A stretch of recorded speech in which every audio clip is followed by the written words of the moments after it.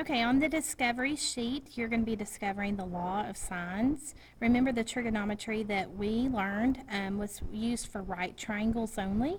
And so law of sines is a way of solving for a missing side or angle that is a part of a triangle that's not a right triangle.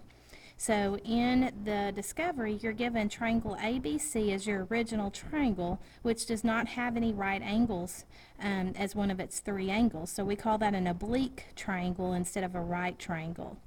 Now, step 1 tells you to sketch an altitude from vertex B. So if you'll remember, an altitude is a segment that starts at a vertex and is perpendicular to the opposite side. So it doesn't have to be perfect, it's just a sketch. So you're just from vertex B going to sketch in a segment that's perpendicular to the opposite side, so forming a right angle. It tells you to label the altitude as K. So by sketching in that altitude, I separated my original triangle into two triangles that are both right triangles at this point. So now, since this triangle and this triangle are right triangles, we can use our right triangle trig that we learned. So in step number 3, it talks about the two right triangles that you formed and how angle A is an angle in the first right triangle and angle C is an angle of the second right triangle. We're going to use our right triangle trig, those ratios we learned for sine, cosine, and tangent. We're going to write two equations, one that involves sine of A and one that involves sine of C. So if you'll remember, we learned that when you take the sine of an angle, it is equal to the ratio of the sides of opposite over hypotenuse. So this is the angles perspective that we're using. So if we're writing sine of A, we're looking from angle A's perspective. Remember, angles are always named for the vertex, and with a capital letter, side lengths are given as lowercase letters. So this is a capital A because it's talking about an angle. So from angle A's perspective, the opposite side in that right triangle, remember we're using right triangle trig, the opposite side is K. So that'll be our numerator. The hypotenuse of this right triangle across from the right angle is side C. So from angle A's perspective, opposite is K, hypotenuse is C. Now we're going to do the same thing from angle C's perspective. So we're using the smaller right triangle here.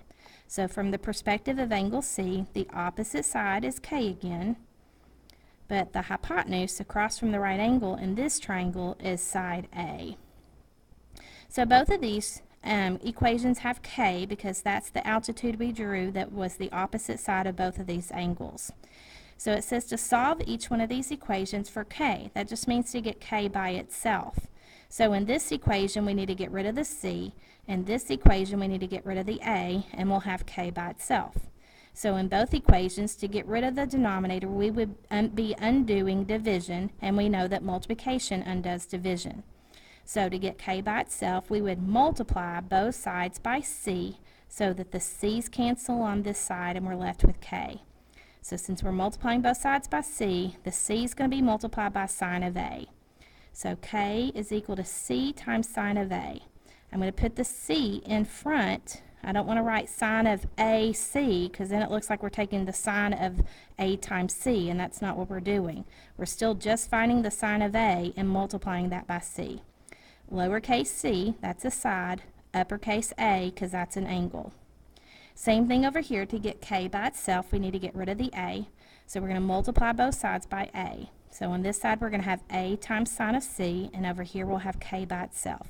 So I'm going to write that as K equals A times sine of C. Capital C, lowercase a. Now, since K is equal to both of these things, we know that these two things would have to equal each other. So on step 5, it says since they're both equal to K, we can set them equal to each other. That's using either substitution or the transitive property. If you remember, if A equals B and B equals C, then A must equal C. So these two things must equal each other. C sine of A has to equal A sine of C. Again, these A and C's are capital because they're angles. These A and C's are lowercase because they're sides. Now, in number 6, it says we don't have K any longer. We're going to write an equation equivalent to this, but we're going to regroup the A to be with the sine of A, and the c to be with the sine of c.